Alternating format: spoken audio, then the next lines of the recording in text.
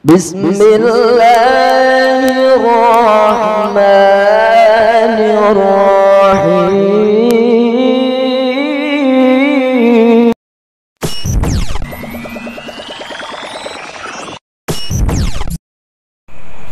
Assalamualaikum warahmatullahi wabarakatuh.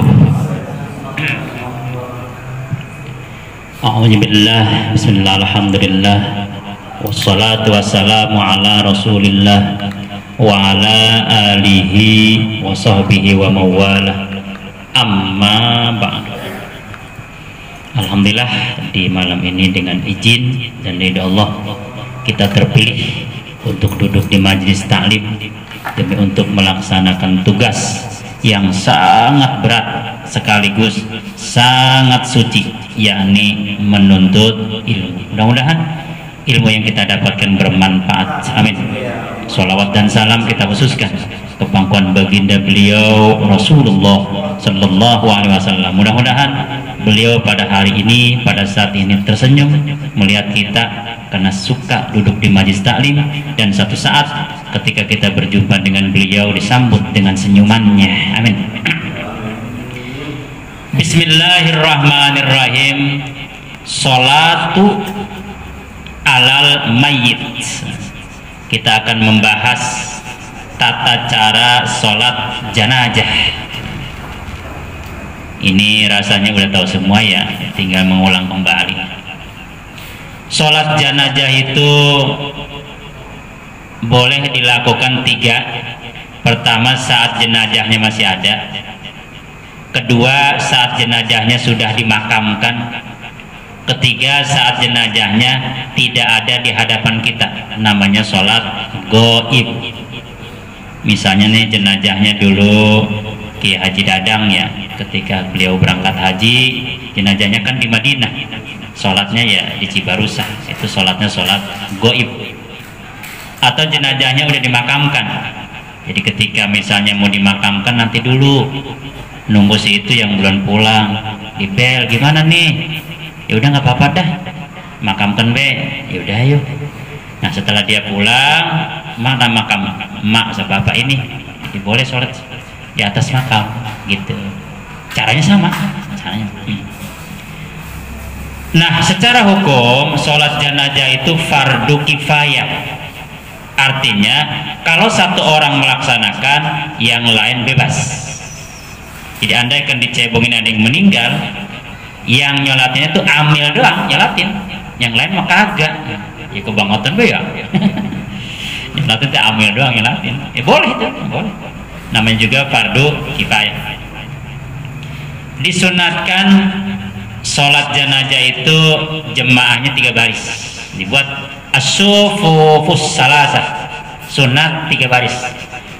Sebaris itu minimal 2 orang. Jadi kalau misalkan 6 orang yang nyolatin, 2 gitu. Bagaimana Ustaz kalau berlima? Ya udah 2 baris. Karena 1 baris itu hukumnya makruh kalau 1 orang. Ustaz, bagaimana kalau sholat itu jenazah di masjid atau di mushola? Apa lebih baik? Nggak ada keterangan. Nggak ada keterangan sholat jenazah di masjid lebih baik, di mushola lebih baik, di masjid lebih baik. Hanya mungkin lebih merenah, lebih enak, lebih jongjon, lebih leluasa lah gitu ya. Apalagi kalau yang rumahnya maaf, yang sempit, yang sederhana, ya duksak lah. Udah bawa ke mushola aja atau ke masjid, mungkin lebih leluasa, mungkin itu. Kalau untuk lebih baik tidak ada keterangan ya. Nggak ada keterangan sholat jenazah di masjid lebih baik, nggak ada. Nah kemudian sholat jenazah, kalau untuk laki-laki posisi si imam di leher. Makanya saya kalau ada orang nyolatin jenazah saya awasin, takut dia salah. Posisi imam di leher, leher si jenazah kalau laki-laki. Kalau jenazahnya perempuan, posisi imam di pinggang. Jadi walaupun kita bukan amil ya minimal secara teori tahulah. Saya yakin kalau amil mau paham ini.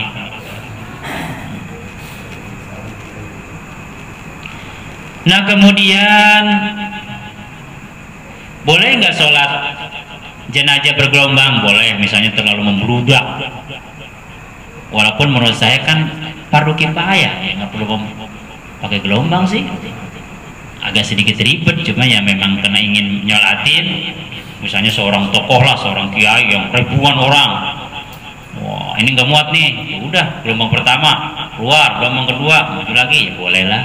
Tapi kalau menurut saya kan fardu kifayah, nggak usah memaksakan gitu ya. Rasanya cukup dengan gelombang pertama aja, yang lain enggak, cukup doa selesai lah, nggak usah memaksakan untuk selalu sholat, nggak usah, karena sifatnya fardu. Kalaupun mau ya silahkan, jangan dilarang. Jadi sifatnya hanya bersifat jaiz, boleh, selama tidak merepotkan lah gitu. Ini biasanya dialami oleh orang-orang tertentu ya, yang jumlah pelayannya itu mungkin puluhan ribu lah.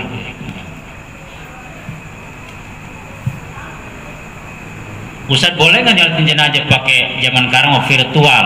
Oh ya nggak boleh. Sholat goib namanya itu. Misalnya niatnya sholat goib, tapi kan sholat Ustadz pakai itu Ustadz. Misalkan nih jenazahnya di Surabaya, kita di Indonesia kan zaman canggih Ustadz, pakai layar gitu, jadi di center dia jenazahnya, kita di sini sholat, oh ngaji.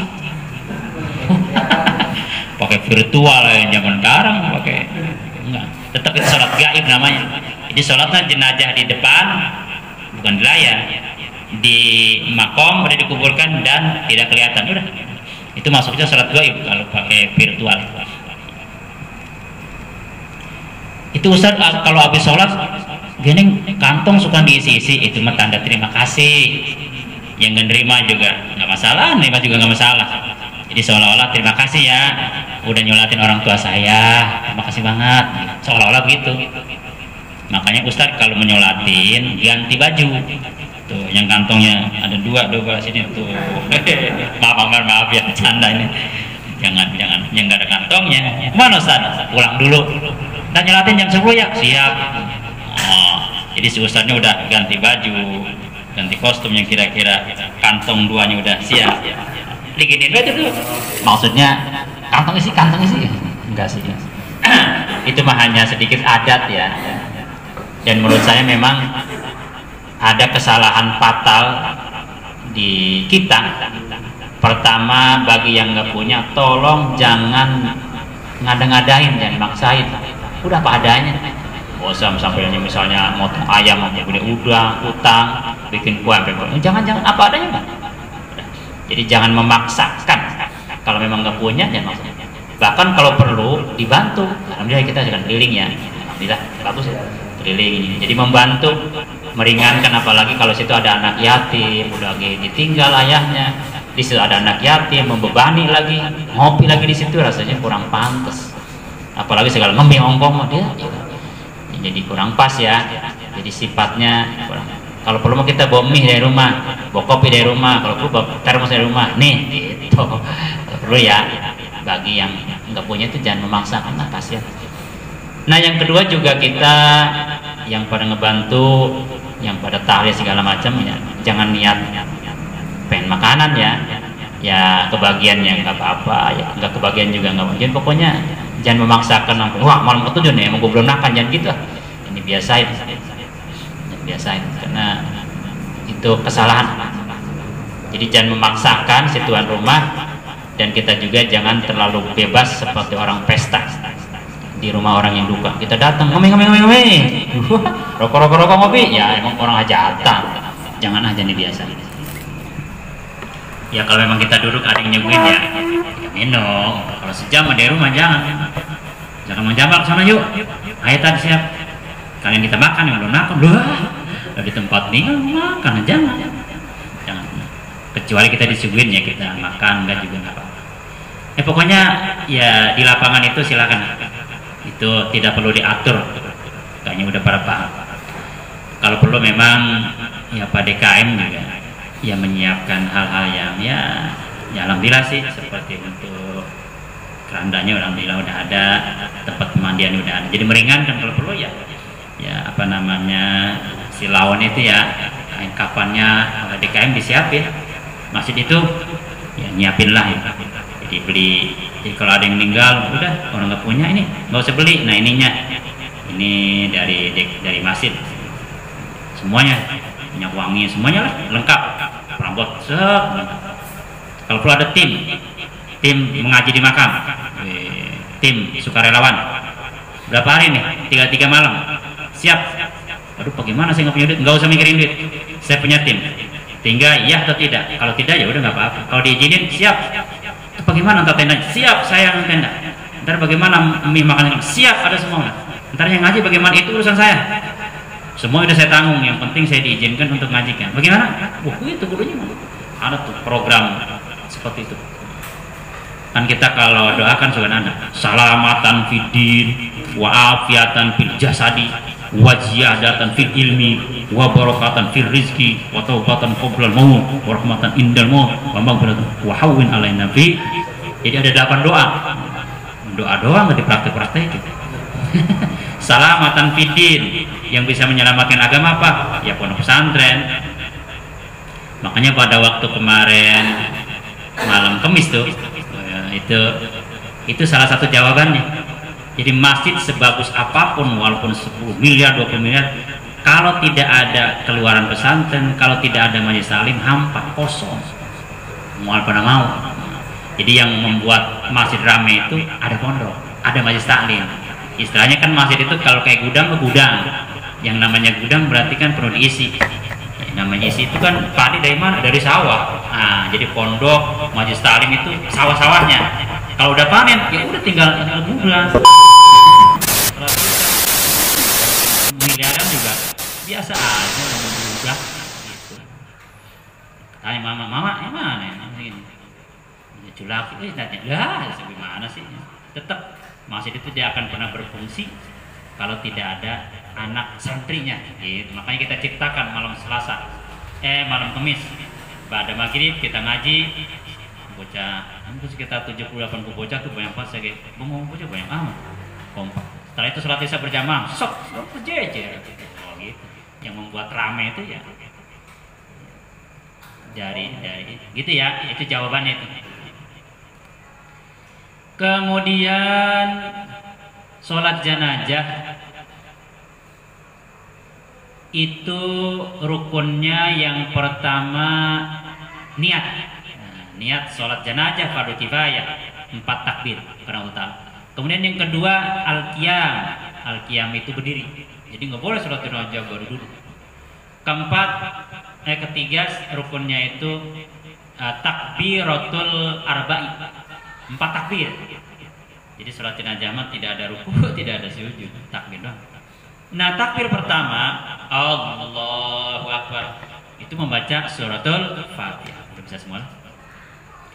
Allahu Akbar, bismillahirrahmanirrahim, alhamdulillah terus sampai wallahualam.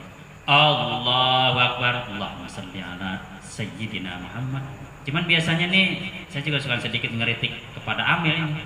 Cepet banget sholat jenazah. Kecepatan, asal kita baru iya karena guru udah takbir lagi. Coba kata saya nikmati. Allahu Akbar, bismillahirrahmanirrahim, alhamdulillah. Kita nikmati aja tuh setiap 4 takbir itu ya. Mana sih? Tenang aja Mil, nyantai. Terus Allahu Akbar, Allahumma sholli ala sayyidina Muhammad wa ala ali sayyidina. Apalagi sampai inna kamil majid, pokoknya biar sehusu-husunya lah gitu. Jadi jangan baru sampai Allahu Akbar, jangan. Ketimbang 4 takbir. Nah, takbir ketiga Allahu Akbar baru Allahumma gfirlahu warhamhu wa afihi wa'fu anhu wa akrim nujulahu. Ya banyak sebenarnya doanya banyak itu. Tinggal sampai situ. Tapi enggak apa-apa lah, sampai tinggal cukup. Kalau perempuan Allahumma gfirlaha warhamha wa afiha wa'fu anha. Ya Allah, ampuni dosa orang ini. Ya Allah, sayangi dosa yang sayangi orang ini. Ya Allah, ampuni kesalahannya, maafkan kesalahan sebagainya. Kemudian takbir yang keempat Allahu Akbar, Allahumma la tahrimna ajrahu wa la taftinna ba'dahu. Ya Allah, jangan Engkau halangi pahala-pahala yang sampai kepadanya. Jangan ada fitnah sesudahnya, gitu. Nah, ada juga yang berdoa takbir keempat itu boleh Allahu Akbar, Allahumma rabbana atina fid dunya hasanah wa fil akhirati hasanah wa qina adzabannar. Assalamualaikum. Boleh itu. Jadi boleh menggunakan rabbana atina, itu boleh. Boleh enggak, Pak? Demikian. Nah, selesai kita sholat berjamaah, sholat jenazah. Assalamualaikum, assalamualaikum. Selesai udah. Demikian. Jadi sangat sederhana, sangat mudah.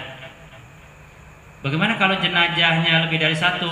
Boleh satu-satu. Misalkan jenazah nih satu-satu. Kalau mau ribet boleh sekaligus. Karena Rasul pun itu menyolatkan jenazah pernah itu 9 orang. Jadi jenazah dari 9, di antaranya itu dari jenazah itu ya Sayyidina apa namanya? Banyak ya saya cari. Bukan zaman Rasul, bukan. Di zaman kalau nggak salah sahabat.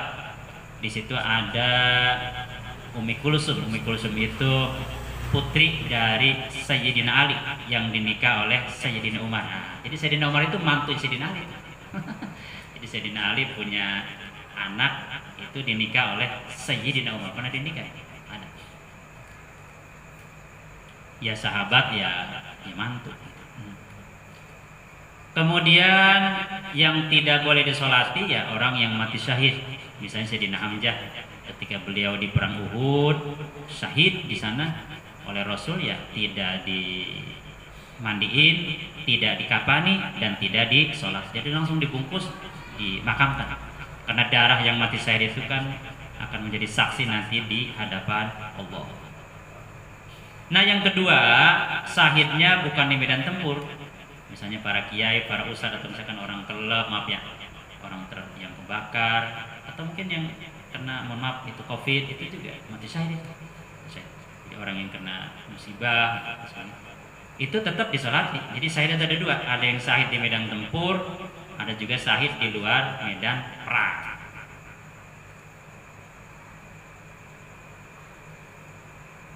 Ustaz kalau sholat gaib begitu juga sama. Sholat gaib percis sama 4 rakaat, 4 takbir. Kalau sholat di atas makom sama. Intinya mau sholat jenazahnya di depan, mau sholat jenazahnya nggak ada, misalnya gaib, atau jenazahnya udah dimakamkan, tata caranya sama. Allahu Akbar, takbir pertama sholatul Fatihah, takbir kedua baca sholawat, takbir ketiga doa, dan takbir keempat langsung salam. Ustaz bagaimana kalau takbir sampai 5 kali? Ulang lagi, berapa itu takbir 5? Ulang lagi Pak. Ulang. Ya saya mau tanya mengenai masalah sholat jenazah. Nah, saya udah bisa lah. Gampang ya. Oke.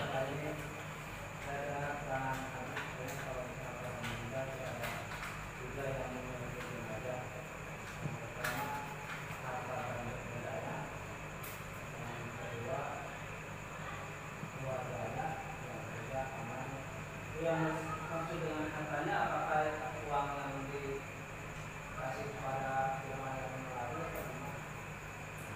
Termasuk kata ayat juga. Oh iya. Jadi yang mengiring mayat 3, yang 2 balik lagi, yang 1 enggak ya. Di antara yang balik lagi kan hartanya. Nah dari sisi saya lihat dulu. Dari sisi tafsir memang ada kalimat yang sangat terkenal. Kalimatnya itu di sini. Man dalladzi yuqridullaha qardan hasana fayudha'ifahu lahu wa lahu ajrun karim. Atau dalam surah yang lain juga ada. Itu mirip-mirip sama lah. Mirip-mirip. Man dalladzi yuqridullaha qardan hasana fayudha'ifahu lahu ad'afan katsira wallahu yaqbidu wa yabsit wa ilaihi turja'un. Ini ayat siapa yang minjemkan. Jadi misalkan kita nih nyimpen uang teh ke masjid, ke panitia nih saya punya uang sekian 100.000. Itu sebenarnya kita lagi nitip ke masjid, nitip ke anak yatim 100.000, nitip ke majelis taklim 100.000, nitip ke pondok misalkan 100.000. Nah uang yang kita titip-titip itu nggak kembali lagi. Itu yang akan mendampingi nanti. Rupanya uang yang kembali itu yang tidak dipakai untuk seperti itu, misalkan untuk beli motor, misalnya buat macam-macam ya. Tapi kalau untuk sodako, dia akan mengiringi, tetap akan menempel. Jadi satu saat uang itu akan dia dapatkan kembali, bahkan fayudha'ifahu lahu ad'afan katsir, si uang itu akan berlipat ganda. Bagaimana berlipat gandanya? Berdasarkan Al-Qur'an, masalul ladzina yunfikun amwalahum fi sabilillah kama habbatin ambatat sab'a sanabil fi kulli sumbulatin mi'atu habba. 700 lipat.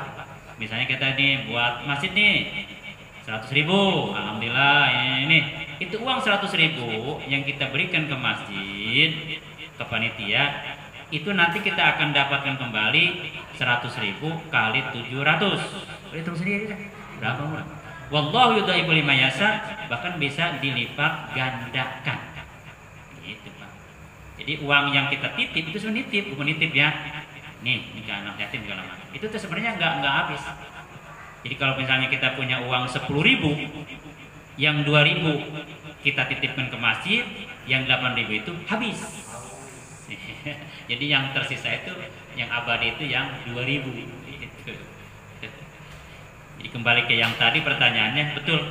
Si 2 itu akan kembali, diantaranya harta. Cuman hartanya mungkin harta yang tidak digunakan. Demikian.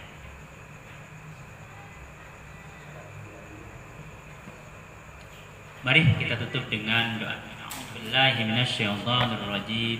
Bismillahirrahmanirrahim. Alhamdulillahirabbil alamin. Allahumma salli ala sayyidina Muhammadin wa ala ali sayyidina Muhammadin. Rabbana zalamna anfusana wa illam taghfir lana wa tarhamna lanakunanna minal khasirin. Rabbana la tu'akhidna in nasina aw akhtana. Rabbana wa la tahmil alaina isran kama hamaltahu 'alal ladzina min qablina. Rabbana wa la tuhammilna ma la taqata lana bi wa'fu 'anna waghfir lana warhamna anta maulana fansurna 'alal qaumil kafirin. Rabbana atina fid dunya hasanah wa fil akhirati hasanah wa qina adzabannar. Subhana rabbika rabbil izzati amma yasifun wa salamun 'alal mursalin. Alhamdulillah. Al-Fatihah.